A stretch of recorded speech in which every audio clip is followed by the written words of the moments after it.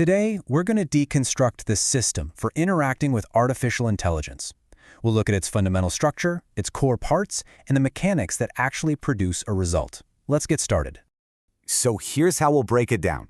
First, we'll get a quick overview of the system's core function. Then, we'll identify its essential components and see how they interact inside a work loop. After that, we'll cover the principles that govern how it all works, and finally, we'll use this framework to clear up some common misconceptions. Okay, first things first. We need to establish the system's fundamental purpose. What is this thing actually designed to do at its core?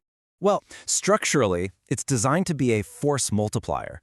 This means its main purpose isn't to replace the person using it, but to amplify their capabilities, their knowledge, and their intent. The AI really functions as a collaborator, a kind of strategy engine. So if the system is a force multiplier, what are its actual parts?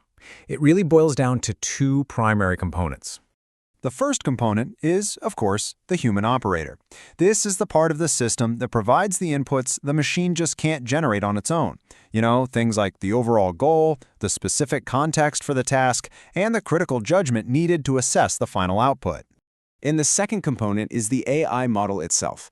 Now, this could be a general-purpose model, or maybe a more specialized tool for things like creating images or generating code. But its core function is always the same: to recognize patterns in massive amounts of data and then generate new outputs based on those patterns.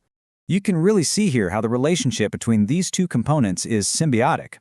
The system is fundamentally designed for augmentation, that is, enhancing human judgment, not for replacement. And that's a key structural principle to keep in mind. All right, so we have the components defined. Now let's look at the mechanism of interaction, the actual process that lets these parts work together to create an outcome. The process is really a 5-step iterative loop, just like you see here. It starts with defining the problem and picking the right tool. Then, the operator crafts a prompt. But, and this is crucial, the next step is to refine and test the AI's output. And finally, you apply the result. It's this cyclical nature that makes it a workflow enhancer, not just a one-and-done tool. Inside this loop, the prompt is the main control mechanism. It's the interface between what the human wants and what the AI can do. The system really thrives on specificity. This quote puts it perfectly. If you think of prompts like a conversation with a colleague, it makes sense that specific, clear questions are what lead to useful answers. Okay, so now that we've seen the process, we can dig into the fundamental principles that really govern how the system operates. What are the rules of the road? The first principle is a very direct cause and effect relationship. The quality of the system's output is directly tied to the clarity of the inputs. That means both the high-level goal and the specific prompt. If there's ambiguity going in, you're going to get ambiguity coming out. It's that simple. The second principle is a key heuristic for using the system. Clarity is way more effective than complexity. The system doesn't necessarily give better answers to longer or more intricate prompts. Instead, it responds to better formulated questions. It all comes down to the precision of your input. And this illustrates a really core limitation of the system. It's completely dependent on the operator's existing knowledge. Think of it as an amplifier for what you already know, but it can't create expertise out of thin air. This shows that the human's knowledge is a prerequisite for getting any high-impact results. Now that we've laid out the system structure and its rules, we're in a good position to address some common but flawed ideas about how this system actually works. The first big misconception is that the AI is some kind of oracle that just provides perfect answers.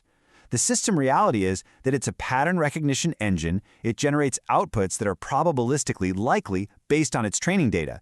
This is exactly why human verification of the output is a necessary, built-in part of the process.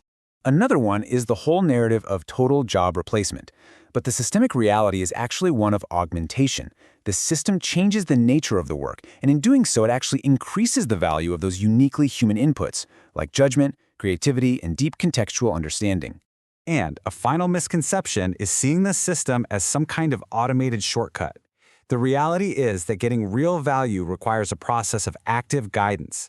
The quality of the output is a direct result of the operator's skill in navigating that feedback loop of prompting, evaluating, and refining. So this all leads us to a final structural question. If the system's primary function is to amplify existing knowledge, what does that tell us about the role of that knowledge? Well, it reveals that human knowledge isn't just an attribute of the user. It's a functional core component of the system itself.